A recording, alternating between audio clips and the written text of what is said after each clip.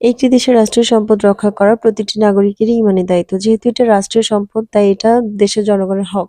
এই সম্পদ দেশের মানুষের কাছে আমানত। ঠিক তেমনই এই যে এই প্লেসটা, এটা হচ্ছে মিনি বাংলাদেশ নামে পরিচিত ছিল, আমরা চিনতাম। অনেকে চিনে হচ্ছে স্বাধীনতা কমপ্লেক্স নামে। সো সেদিন এখানে এসে খুবই খারাপ লাগলো যে এটা ভেঙে চুরে একেবারে অবস্থা খারাপ। ছোটবেলা থেকে এখানে ঘুরতে আসতাম, খুব ভালো লাগতো। বাট এখন এসে খুব ভালো লাগছে। এখানে কাউকে ভেতরে ঢুকতে দেওয়া হয় না। বাইরে থেকে আমি যা পেরেছি ভিডিও করে নিয়েছি।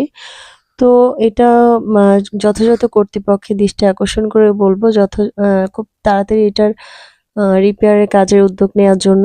কারণ চট্টগ্রামে ২ টো প্লেস ছিল বাচ্চাদের, যেটা হচ্ছে পার্ক, একটা হচ্ছে আগ্রাবাদ, আরেকটা কাজী ডেয়ারিতে।